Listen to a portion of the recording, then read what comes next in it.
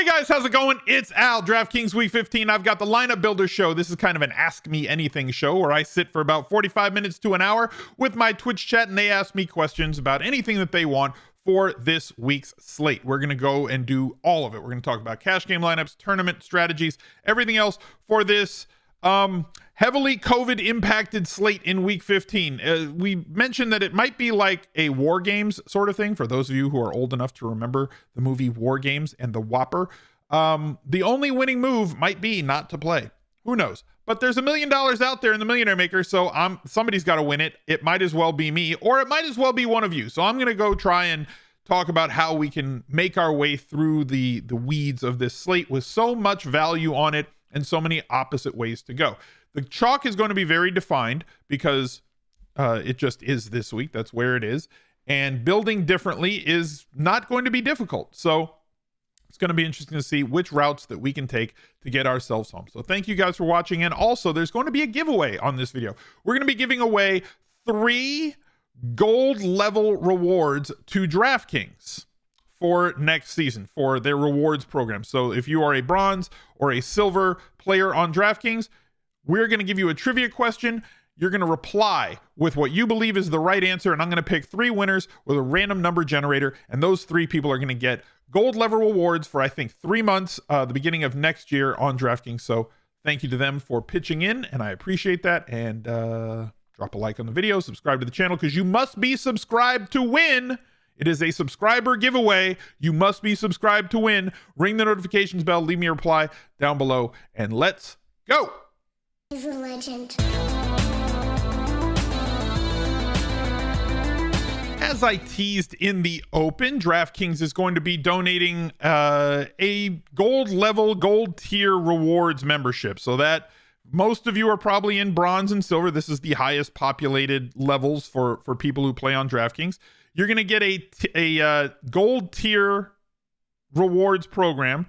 So you get a gold tier reward, you get priority customer support, you get 20% boost on your crowns for the first few months of the year, and crowns equals rakeback. So it's something that you should be attacking if you wanted to try and get the most out of your DraftKings experience. So the question for today,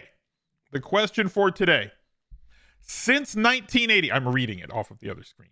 Since 1980, which rookie quarterback who has attempted over 400 pass attempts has the highest passing touchdown percentage? Go. Drop that reply down below. Let me know who you think the winner is, or the answer is, and then we are going to pick a winner from the correct answers. That's it. It's that simple. 3 of you are going to win. Good luck to everybody. Let's bring in the chat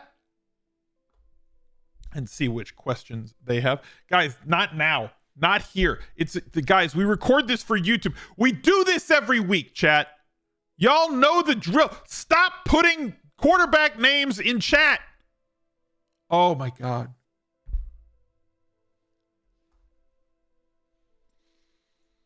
We're like 2 minutes into the show and chat is completely off the rails. All right. I am then going to tell you about the Smiz Gang Listener League, which is a $10 entry fee. This week it is 5 max. It is 32,000. It's 3,250 entries. We boosted it from 3 max to 5 max to try and make sure that we can fill it. We are pacing ahead of where we were in past weeks, but we got a long way to go to get this filled. Over 2,000 entries left at the time that we are recording this. It is 9:10 in the morning on the Pacific Coast, the right coast, the West Coast, the best coast. And so we got to fill this by the time lineups lock in 48 hours from now, 49 hours from now. So go to smizzle.tv/league, bookmark that. That is how you find it. It is not in the lobby. It is a rake-free tournament. There's no service fee. So DraftKings does not put it in the lobby. The way that you can find it is by going to smizzle.tv/league, or you can click on show more on the description down below. It's probably going to be also in the pinned comment. And the link that you're looking for when you go to the pinned comment is smizzle.tv/league. It's always the same URL. It's always the same link. I change the redirect for you every week when I get it. So if you go to smizzle.tv/league, that will take you there. It's that easy. It's Geico easy. For those of you who listen to the CSS DFS podcast, Geico promotes on that podcast. So what questions do we have? I don't know if we have the ability to do polls right now.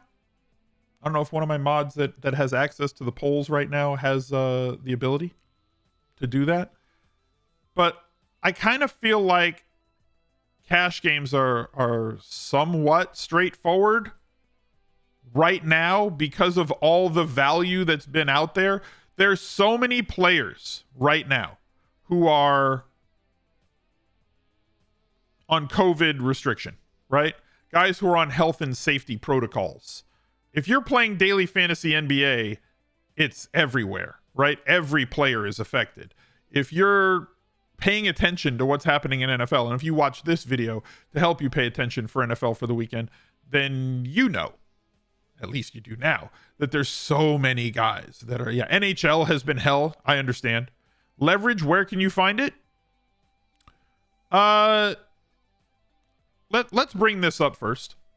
We'll look at the Vegas page, right? And I know it's a little clipped on the left side, but it's just there. So the football team, good Lord, they're having problems. I don't know that certain teams are going to be able to field a team. I have been told by somebody that like multiple teams, like, I don't know how we field a team. The Browns, the Rams, and the football team. Like, we may not be able to field like an actual NFL football team for this weekend. It's going to be scary, but like, look how much these lines have moved. Washington opened at a team total of 22.25. They're down to 14. The Giants opened at 23, down to 6. Who else? Like, I've never seen this much movement on one slate. Like, in terms of, like, this much? Lines swinging this far? Lamar, we don't know. They were favored by 3. Now they're 6.5-point dogs. It's crazy at this point. So, like, the question of how do you get different? There's certain people. Do polls work? Yes. UNC can't mod. No, Twitch is twitchy. Hilarious. UNC, can you like DM Jim with who to make polls if Jim's going to be here for a little bit? That would be great. And then we can do the quarterback and the running backs and wide receivers. I think that the running back is going to run away in terms of the cash game optimal guy. I think that the wide receiver comes down to 2 guys. Well, no, I think wide receiver is 3 guys. We don't even need to do a wide receiver poll. You want to see the cash game wide receivers this week? That I think call it a show it to me week at wide receiver, right? You can call it a show it to me week at wide receiver. Boom. And boom. And probably bam. Not necessary, I don't think. But like probably this. Definitely this. So if you're playing head-to-heads this week, this has got to be in there. You can play Davis if you need to, but like, where else do you pay up is kind of the issue, right? Where are you going to spend with all that value? And like, maybe you spend... I can't scroll for my life today. Maybe you spend there. You know, maybe you spend a little bit there. And then you go Davis as well, right? Because there's so many running backs that are cheap enough that like wide receiver is definitely that. This is the starting point. And then you can get a little, like both Adams and Cup, I think you can. I think that Deontay is easier. You know? Looks like people in chat agree. But like Cup and Parker are a lock. And then it just comes down to which running backs you want to stomach. Because running backs are ugly. Running backs are Gaskin and J-Rob. Yeah, I get that. That makes sense. Right? I think that that's going to be somewhat common. But I think there are a lot of other guys. This is the weirdest week. You want to see why this is the weirdest week? I've never seen this. Okay? There's so much orange and red. There's so much orange and red. Up and down the list. Outs and C19s. IRs. Outs and C19s. We got the news that Manny Sanders is out officially for the weekend. So that's why Davis is basically locked in. Sims, C19, C19, C19, injured reserve, running back. Obviously Henry is hurt. Questionable. COVID-19, questionable. C19, injured reserve, questionable. It's a lot.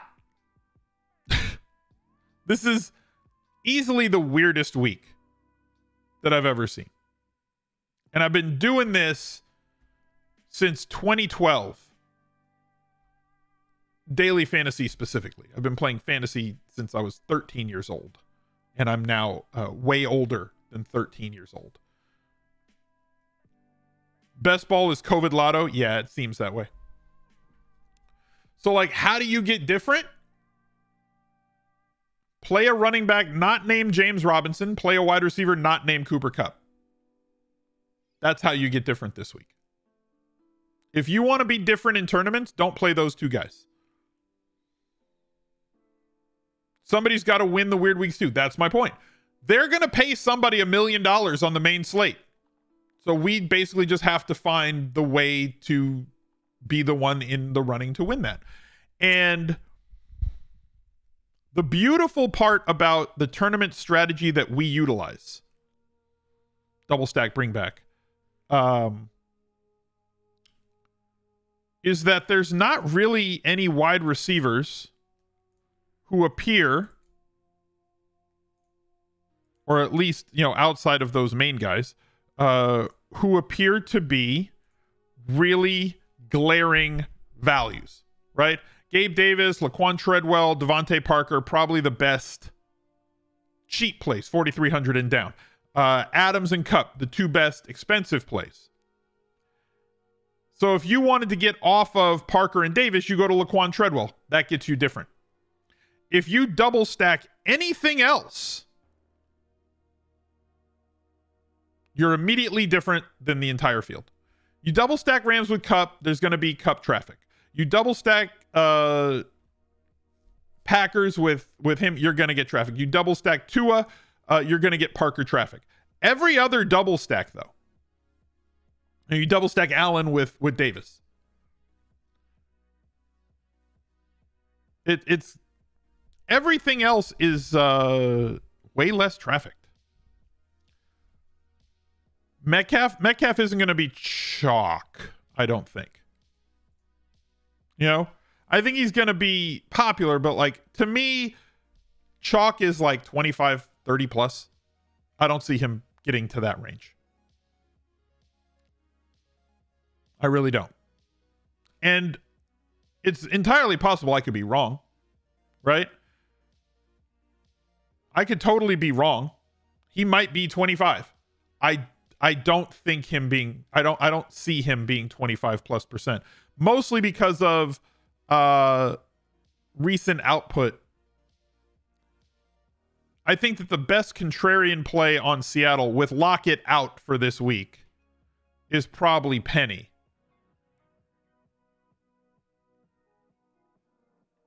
If you wanted to leverage off, if you think that Metcalf is he hasn't practiced yet this week, if he practices, if he plays, right? If your view is he's going to be the chalk guy because everybody's going to flock off of, they're going to use him in secondaries. They're going to try and correlate Rams or Kupp with somebody in the passing game on that side. Gerald Everett percentage might go up. Now you're going to look at a situation where, well, we can't play running backs against the Rams. The Rams defense is really, really tough. Okay, and yeah, that's fair, but is this going to be the Rams defense this week? Do we honestly think that this is the Rams defense that has accrued all of those stingy metrics this year,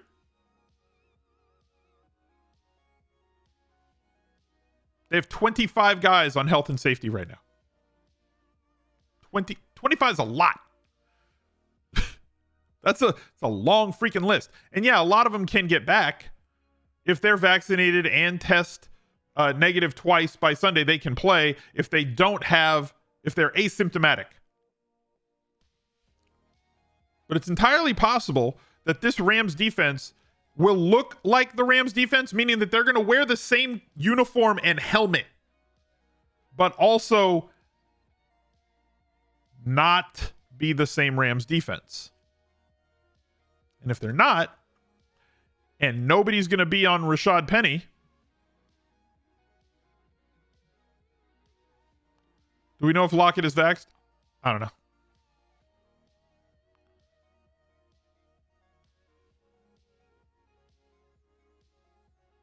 You can do a double Penny stack. You can do a double Devontae stack too. Devontae Parker and Devontae Adams. Correlate the Devontaes. Correlate by name, right? As opposed to correlating by math, just play guys that have the same name. That's how dumb this week is.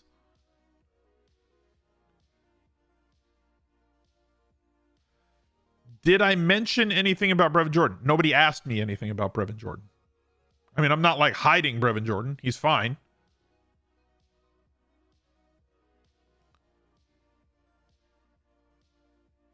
Your best ball would love it if Lockett would go ahead and play. Yeah, best ball's a mess. It's like, I love best ball. I really do. And every year I seem to convert more people to being best ball players. But this is a weird year for best ball tournaments because this is the first week of the best ball playoffs, and best ball is an attrition league. And anybody who makes the playoffs are going to have a lot of similarities. Like, you know, there are going to be certain combinations of players. You're going to have the best players, and with a lot of the best players being on COVID right now, I would say that a lot of Lamar stacks got there. Probably a lot of Lamar doubles got there this year, where if you drafted Lamar and Brown and Andrews, you probably got there. If you drafted Herbert doubles, you probably got there. If you drafted Bengals doubles, you're likely to have gotten there. Not Kelsey. I have a couple of Kelseys. Those lineups look beautiful right now in the first round of the playoffs, where you got to win your league. Some leagues you got to get first or second. Some leagues you got to get first only. So if you have Kelsey, we've talked about this is important for DFS. Like, this seems more like just a conversation this week because, like, I feel like everybody's just over this slate and it's only Friday. There's two differentiation positions in terms of score, right? The number one quarterback on the week. Look at the point spread. 26 points a game, 24 points a game, 22 points a game, 22 points a game, 23 points a game. The top quarterback and the fifth scoring quarterback, there's not much of a spread. And this eliminates some great quarterbacks, right? Because on the main slate, we don't have Kirk Cousins, we don't have Tom Brady, we don't have Herbert, we don't have Mahomes. So a lot of the top QBs are not on this slate. And unless you get an outing, and these are rare, 40 plus DraftKings points from a quarterback is rare, right? Doesn't happen often. Granted, Allen and Lamar and, like, you know, certain guys have more access to that than others. But typically speaking, the top scoring quarterback on a slate might have like 32 or 33 points, and the fifth guy will have like 28. So you're not separating from the field. Same thing goes for running back. Every once in a while, you'll have something where like a Jonathan Taylor will score 50. Usually the top running back scores about 27 to 32, 33 points, and the fifth guy has like 27. You're not separating. Same thing goes for wide receiver. Tight end is different. There are some tight ends George Kittle, Travis Kelce.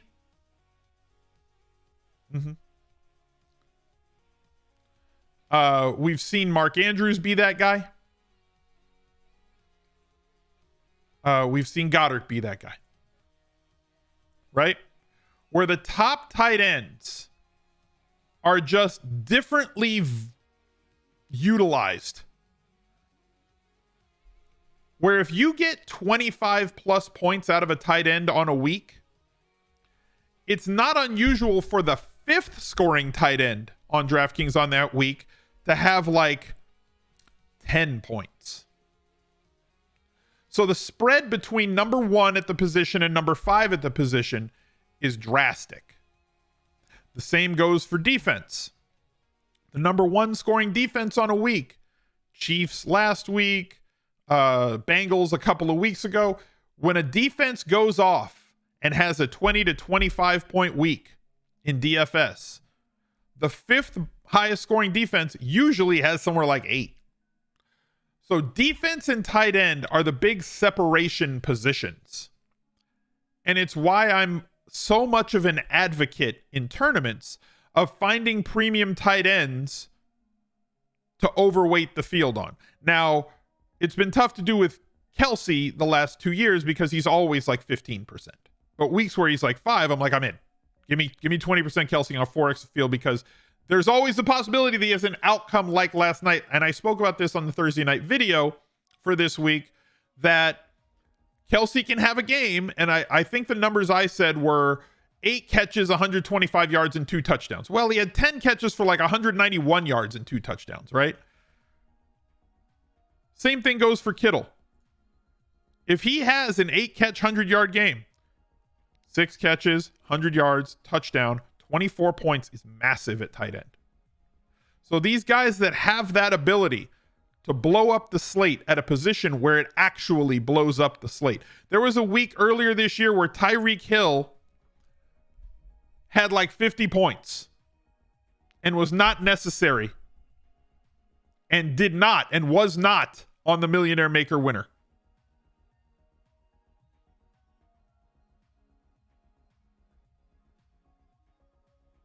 Does that make sense? That you don't have to have the slate breaking guy when there are other players at a position that can get you mountains of points. And there aren't a lot of other guys at tight end who can do that. And usually not on any week. Do I like Jimmy G this week? I mean, what are you looking to get out of Jimmy G? Would be the question that I always ask, right? Any quarterback can be a Millionaire Maker winner. You're looking for salary relief? There's a lot of guys that give you that. Like Tua gives you that. Ben gives you that if he plays. Like, we've seen Millionaire Makers won by Mike White, by Goff, by bad Heineke. Trevor Lawrence is 5,100.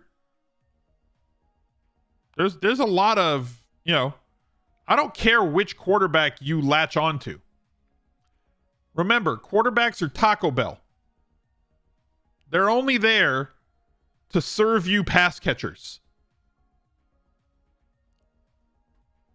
Does that make sense? I know that I sound like a broken record, but like, naked Garoppolo is not, it could, but he's not probably going to be the guy who is responsible for winning you a Millionaire Maker because of what I just spoke about. It's not just Jimmy G. He's not going to put up a day that's going to separate him from all other quarterbacks without bringing other players along with him. Right? He's not going to run for 125 yards, throw for 100 yards, and run 3 touchdowns in and not bring receivers with him. He's not Taysom Hill, right? Taysom Hill can win you a Millionaire Maker without anybody else, although it was Taysom Hill latched with his number 1 receiver, Alvin Kamara, last week. But Garoppolo alone's not going to do that. So what are you doing? Right? He's the hot sauce. The quarterback is only there to get you access to pass catchers. So are you doing this?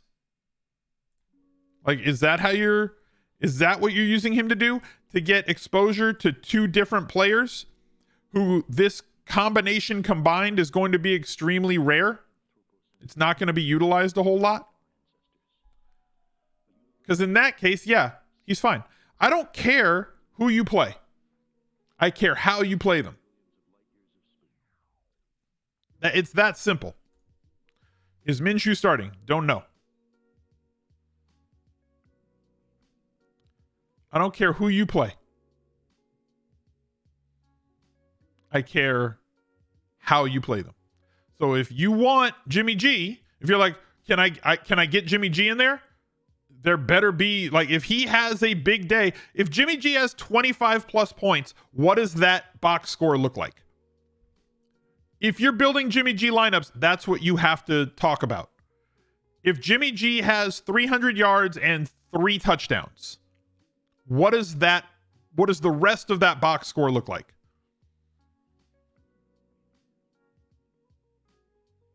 And how do you fill out that lineup to make it work? It could be a Russ week if Rams D-line is out. It could be. And if it is, what does that look like? It could also be a Rashad Penny week if the Rams D-line is out. As long as Aaron Donald is there, the Rams D-line is not out. Aaron Donald makes everyone around him better because he demands double and triple teams. And we spoke about this earlier in the week. We had this conversation that any starting NFL defensive lineman can beat an offensive lineman one-on-one.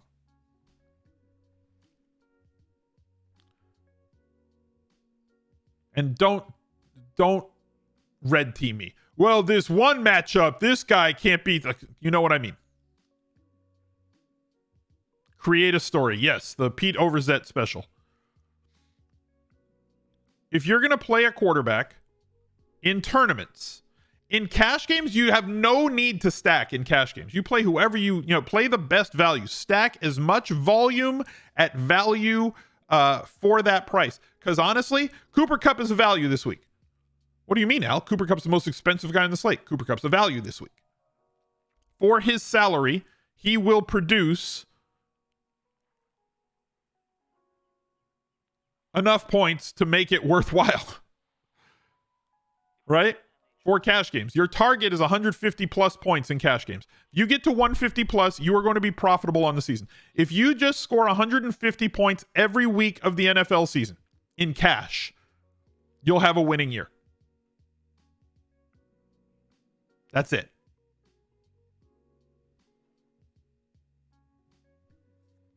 All things being equal.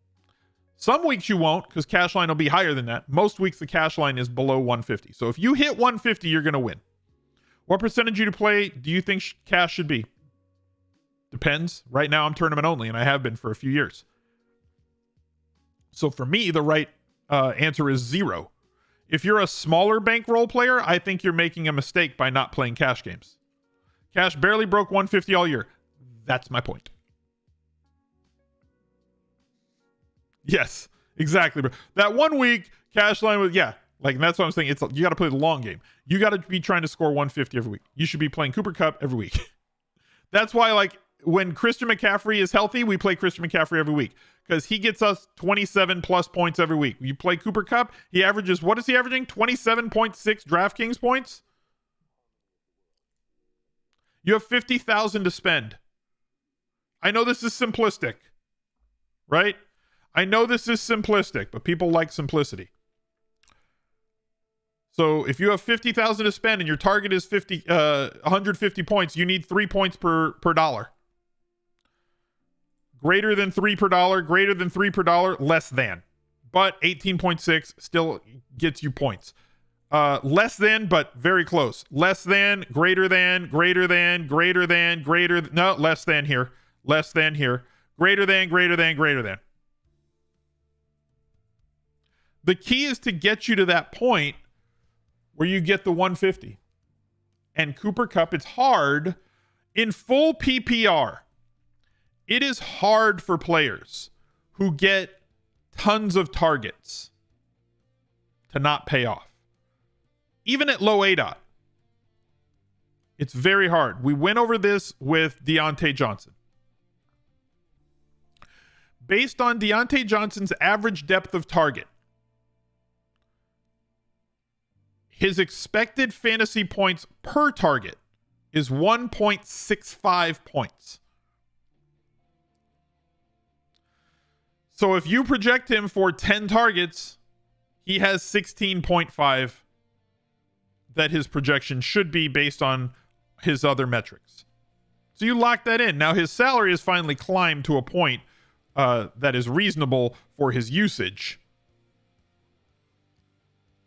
But you have a really high floor with also a very high ceiling when you stack up targets. That's why guys like Keenan Allen, Deontay Johnson, Cooper Kupp, Devontae Adams, when he used to play, like when he was getting all those targets, Nuke Hopkins, everybody like that. Hunter Renfrow. Renfrow doesn't have the ceiling that some of these other guys have because Renfrow doesn't typically get it done on one play. So Renfrow requires a lot more targets and a touchdown for him to hit 30 points. Where Deontay Johnson has a lower ADOT but gets targeted down the field way more often this season than in previous years. He's averaging like 3.5 deep targets over 20 air yards per game, where he did not get that last year. Can't fit Kupp, Deontay, and Adams. Yeah. Probably can't do that. No, you can. No, you know what? You probably can't, but you can fit Kupp, Adams, Kittle. Godwin. So Godwin, when Antonio Brown is out, plays in the slot. We see his ADOT come down. I spoke about this last week. Comes down from 10.5 to 6.5. Still gets targeted deep, but not as often, not as frequently. So his average depth of target goes from 10.5 to 6.5. So therefore his expected fantasy points goes from like 1.8 to like 1.65 per target, but he gets way more targets. Now, when Antonio Brown comes back, it's going to be a different story. He's going to go back outside. He's going to get less targets. So his floor, the variance between his floor and his ceiling is going to be wider than it is currently. He's a legend. Cool Mo B, thank you very much for the 19 months. Kupp, Deontay, Parker are easy to fit. Yes. But like, the key to getting, like I said, the tight ends I think are interesting this week. I think Kittle's very interesting. I think Andrew's very interesting. I think Goddard's very interesting. I think all three of those guys, I think Pitts is great for tournaments. I think those three dudes have the ability to separate from the field at the position. Andrew's dependent on Lamar being the starting quarterback. We don't have that information right now. Goddard, not as dependent on who the starting quarterback is, but has a higher touchdown expectation with Minshew, I believe. I don't have anything to back this up. But Minshew's not going to eat up a lot of red zone usage where Hurts does. So a higher touchdown expectation for Goddard if Minshew is the quarterback than if Hurts is the quarterback, but same targets, same yards expectation. And Kittle, similar thing. But like, you could totally fit that. This can be done this week. You got to find a path to it. There's plenty of value. We talked about the value wide receivers, Parker, Davis. You probably have to play both of them. You're going to have to pay a cheap defense, maybe the Jags at 2,800, and then just kind of make it work. But like, you could do this. It's easier to do this, and it's even easier to do that. But I still think people are going to go for like, the super cheap tight end, Uzoma or Brevin Jordan. But you could stack up an awful lot of targets, especially at a differentiation position, on a week where there's no running backs to pay up for, simply because there's no running backs over 7,800. There's no pay up options. They're all off the slate.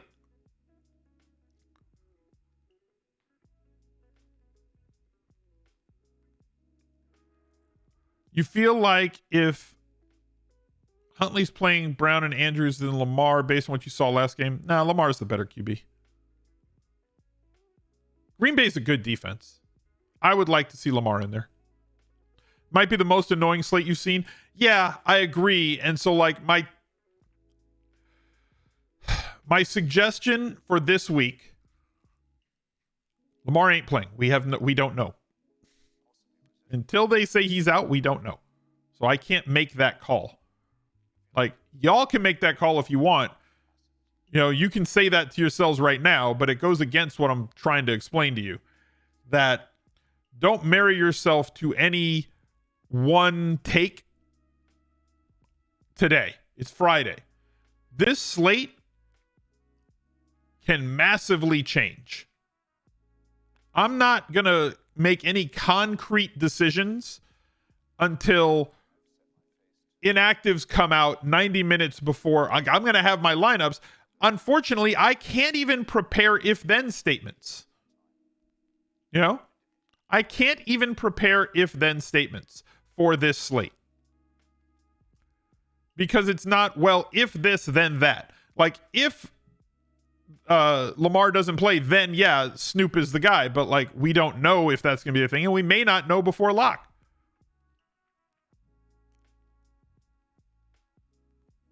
You know? J-Rob this week, hideout with concussion. Yes, we know. There's going to be a lot of cosplay Shefties in the YouTube replies. I know it.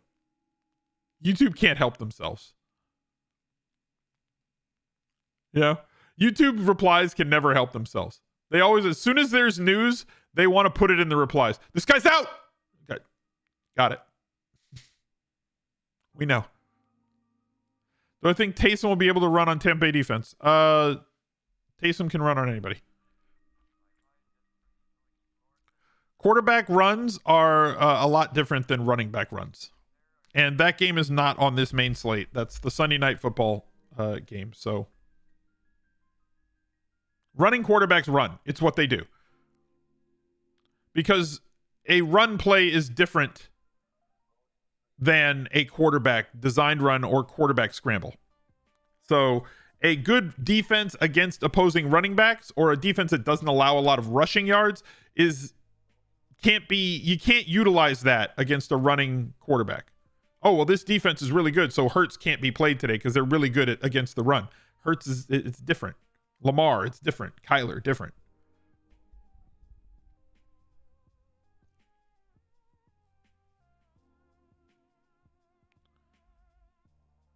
Did the trivia question have a pass attempt threshold? It did.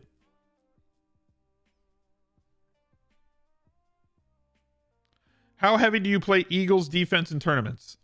I mean, I don't really have an answer to that.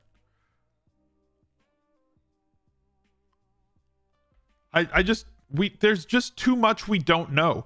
Washington's a mess. The Rams are a mess. The Browns on Saturday are a mess.